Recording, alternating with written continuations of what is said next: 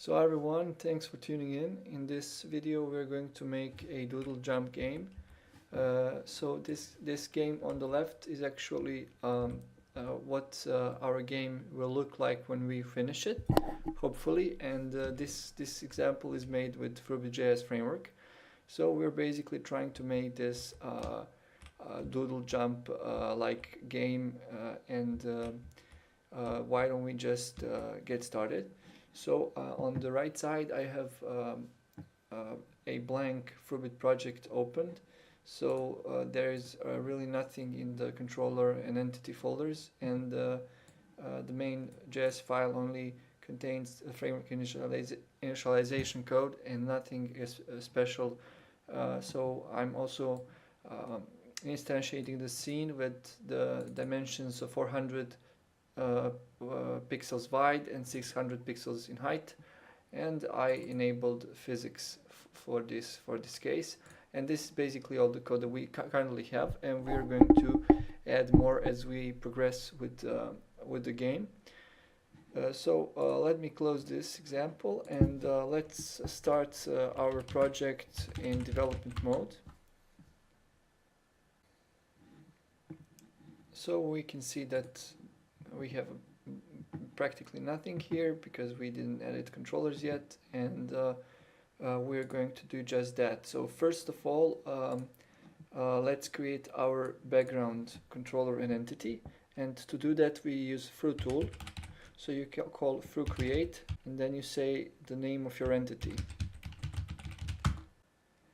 And our entity will be called background, and you can see that now we have background controller and background entity.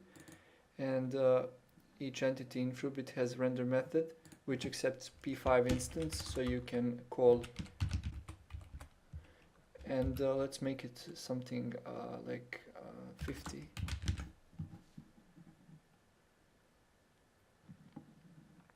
Now what we have to do, we should register our background controller, which only returns a new instance of our entity.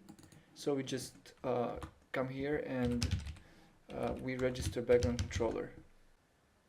Now you can see that this is our main scene for the game, and why don't we just proceed with creating our character. So I will do Froo, and our character will be a bird. So I have assets ready, so this is going to be our main character, and so I will call this actually a bird.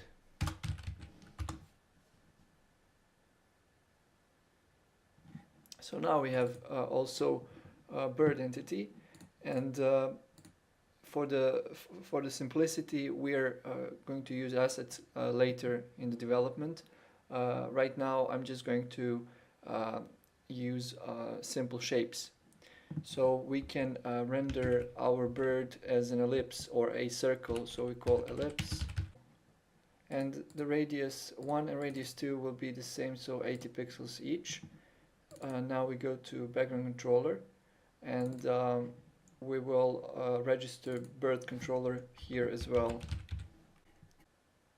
So right now you can see our bird is up here in the top left corner, because we haven't specified the position of the bird, but doesn't matter currently, we'll fix that later.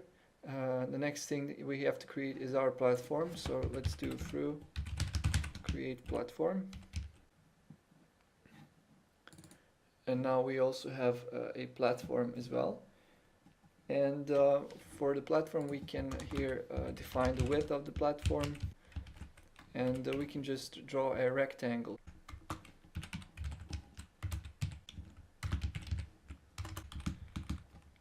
So yeah, I can define the height as well, and here as well. So if we now register the platform controller here, let me check.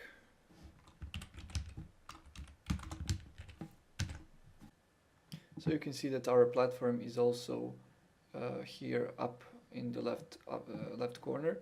But yeah, so now we have to fix our camera actually, So we want to make our circle appear in the middle of the screen, or maybe below the center of the screen.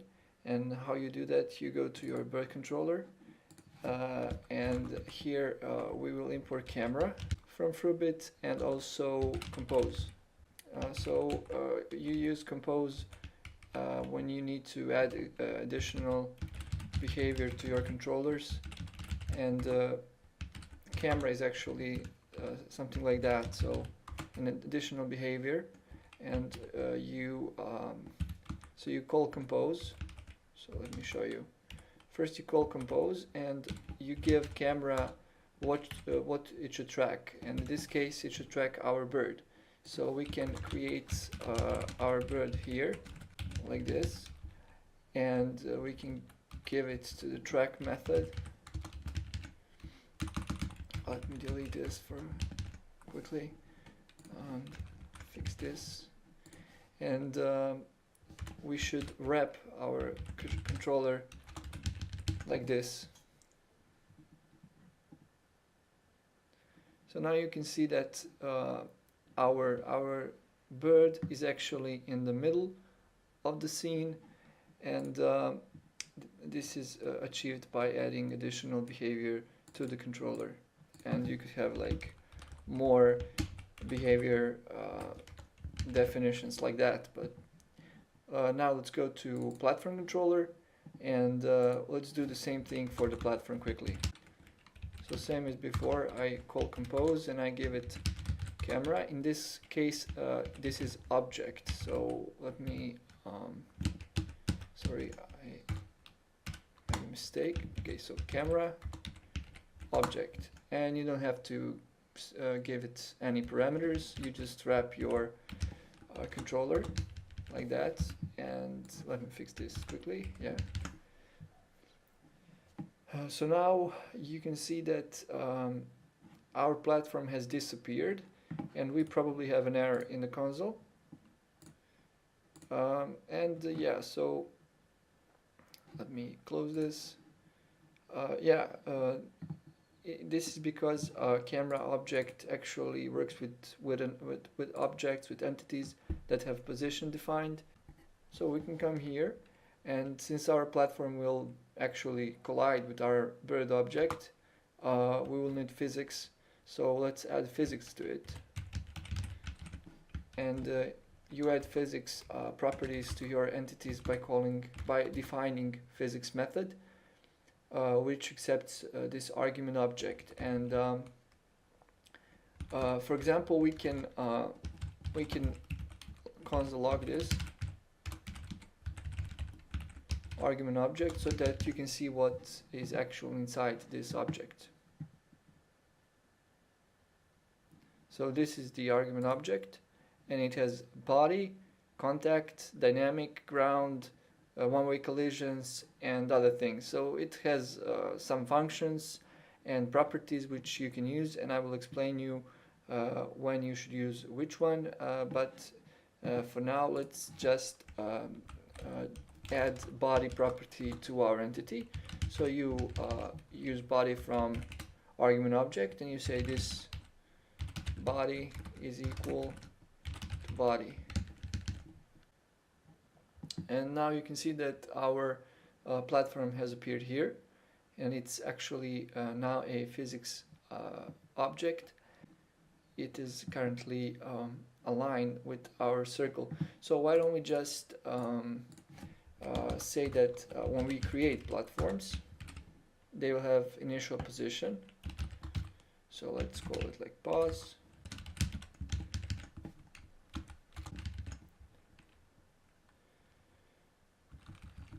And what we can do is we can set this position. And for that purpose we use position method from the physics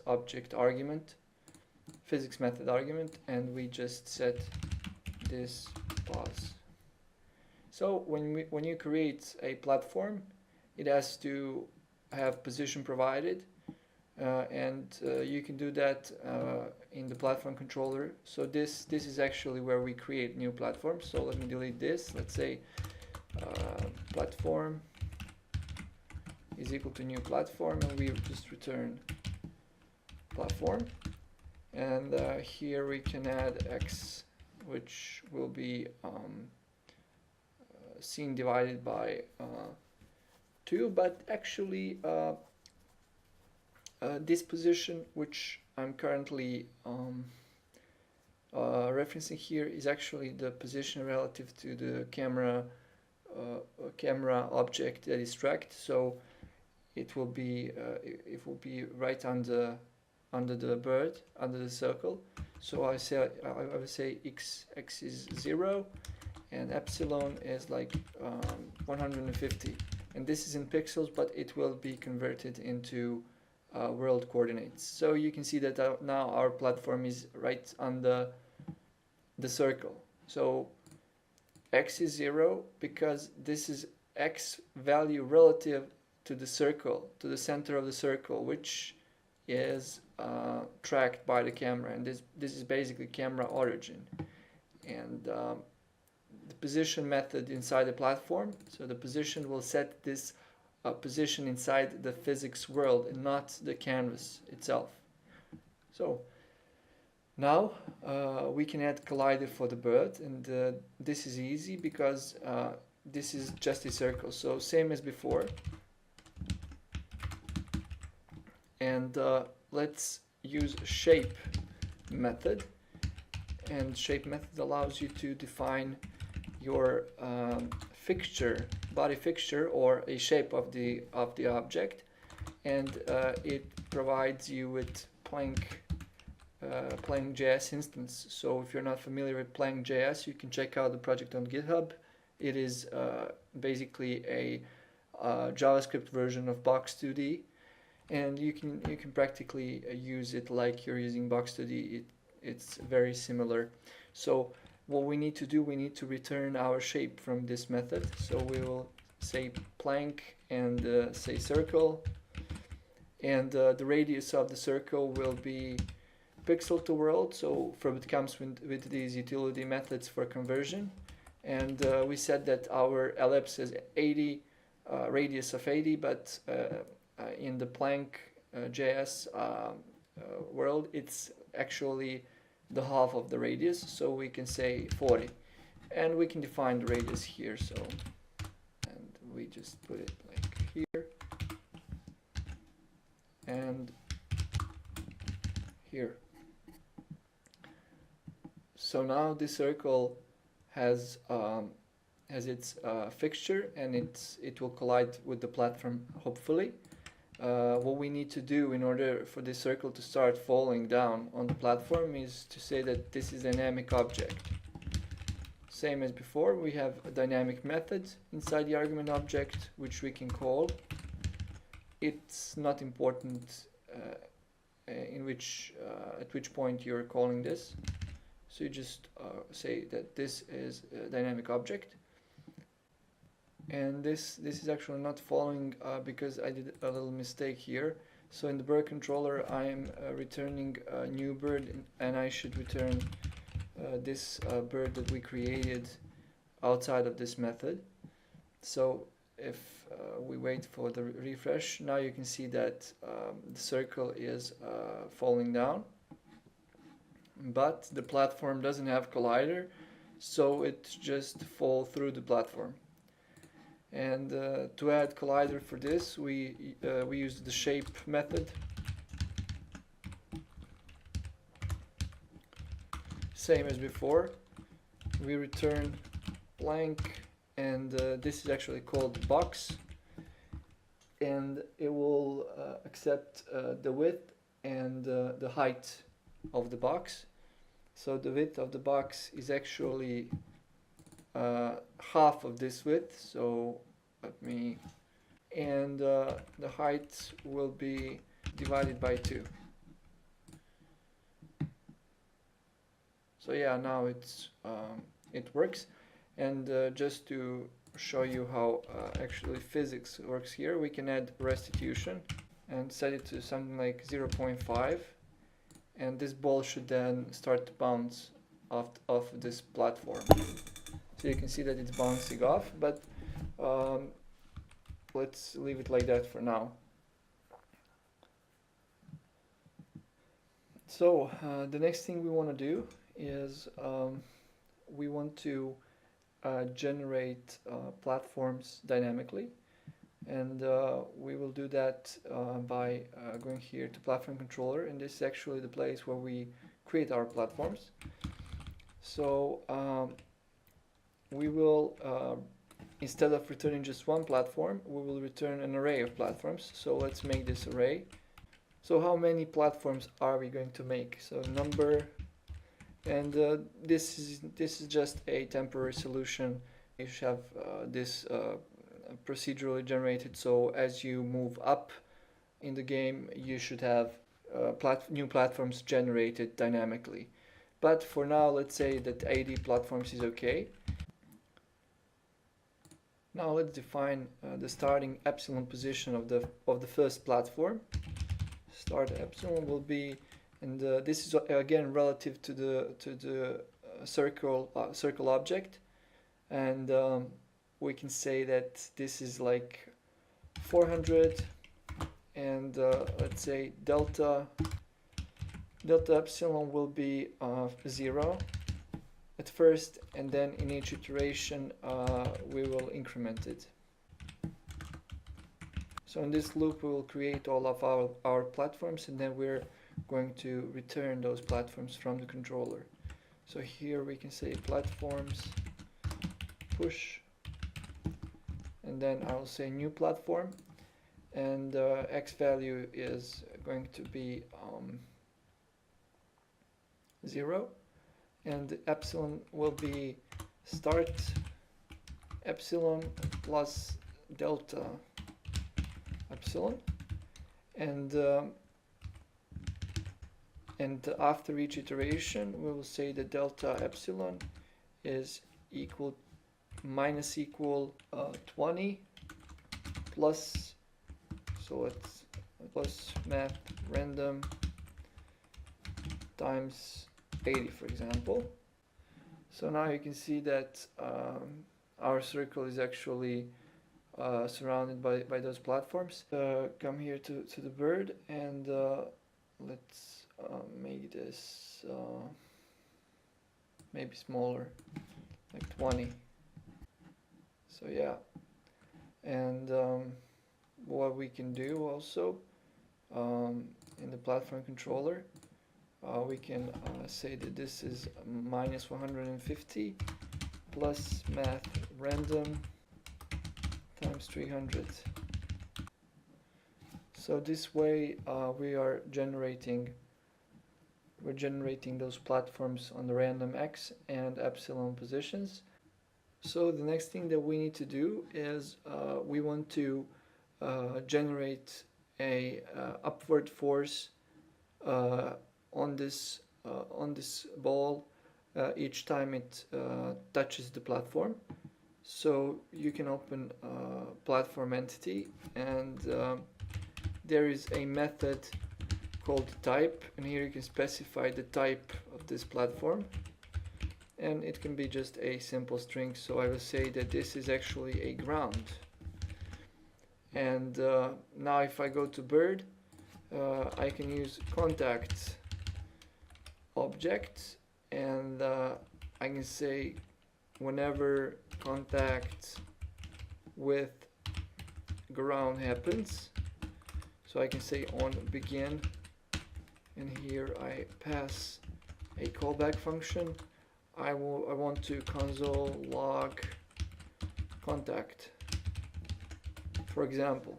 So let me check what happens. So yeah, you can see that each time the ball hits the ground, it will print out the contact string. So I will go now to platform and return, I will delete restitution, and we should have just one single contact. Yeah, whenever the contact with the ground begins, we will perform the jump.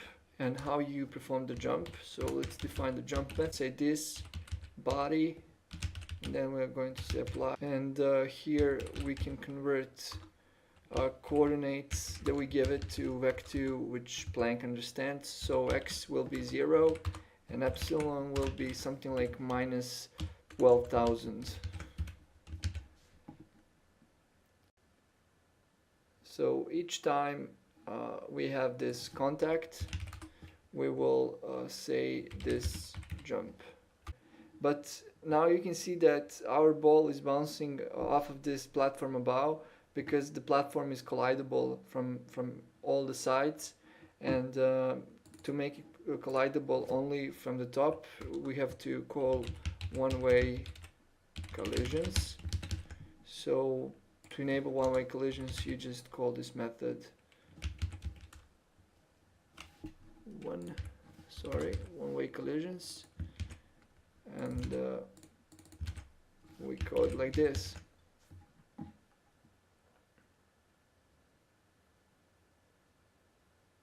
And now we don't have any platforms above us, but let's refresh and see what happens. So you have seen that it actually does give the force to our ball, but it is not what we expected to have, because on each collision, so the code is here.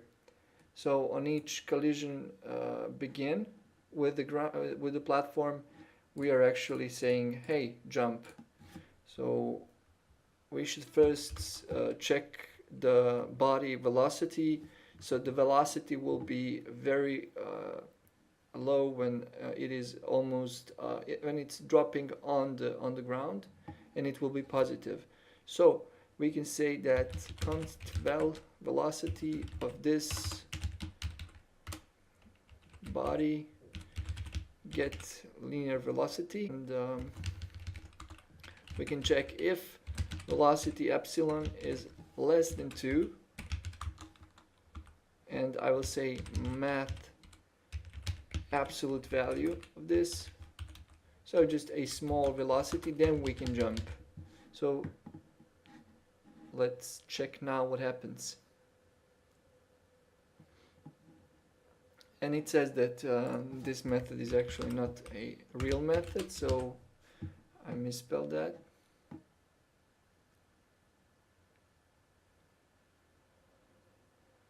So you can see now that it looks much more like the Doodle game I showed you before.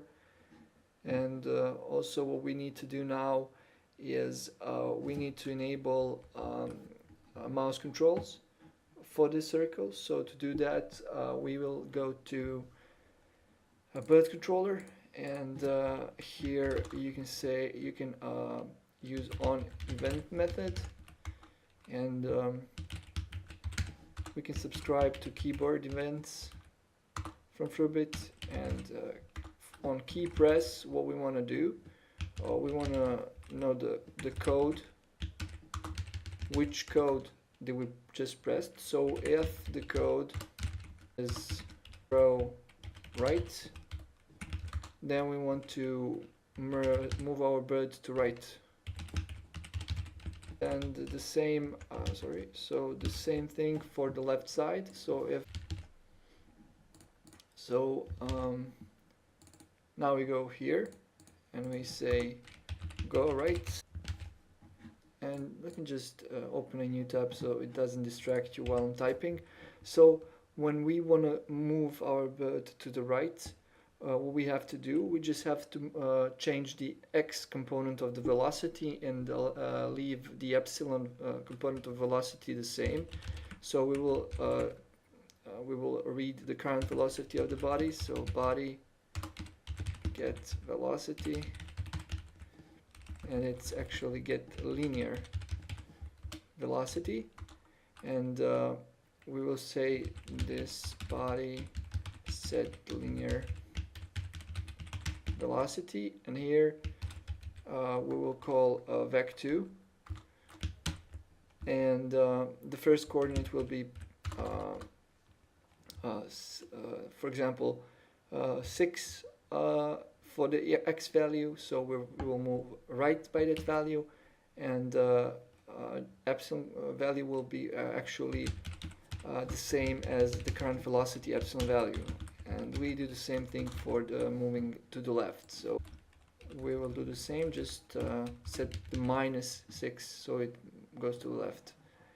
And yeah, if we go to our game and I press left mouse, you can see that it goes to right and left, and I can move like in the game. And what's not the same is I really want to stop moving. So you can see I press right and then I continue to move right, and I really don't want that behavior. So I want to stop moving left, right. And how you do that? Well, you just do the same thing like here, just set 0 velocity for x. And when do we stop moving? Well, we stop moving on this same, actually on the key released event. And we don't actually need code. We can just call bird stop moving left, right, okay?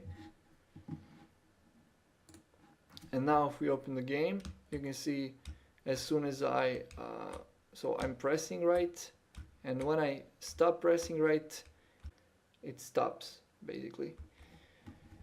So I think that we actually made the basic mechanics of the game. It looks like it is working now. And yeah, so we can climb to the top because I actually fixed the number of platforms here. That's basically how many platforms we will generate. So now let's add assets to our game. And the first thing we're going to add is the background. So let's first import assets. And here I'm going to import background PNG file.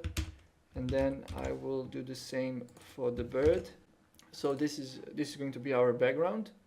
This is our bird, and this is our platform. So to import assets, we image assets, we just do it like this. So we say images and then just name them. And this code will do the asset loading. Now we can go to background, and instead of rendering P5 solid colored background, we can use a background asset, and we say P image, and we set it at 0, 0 position, and we first specify the asset, and then we say at which position it will be rendered. So once this reloads, you can see that now we have our background here. Next thing that we have to do is we go to platforms. Instead of rendering rectangles, we'll say P image mode is P center, because we want to center our platform around its position. And we grab the asset at position 0, 0 again. So when I reload, I should see platforms, and yeah, I see the platforms now.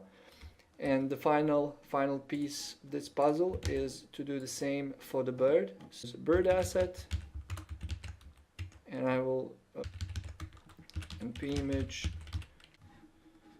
So if I go back to the game, now you can see that our bird is actually jumping off of this platform. And what is the collider is here not positioned well, so we can move our bird up a bit, so -20. So yeah, now when our bird really touches the ground, it jumps off of the platform. Yeah, we made our Doodle Jump game. Winter edition, I would say, and I hope you liked it, and you learned how to use Froobit to do such things. And thank you for watching, and don't forget to subscribe and like the video.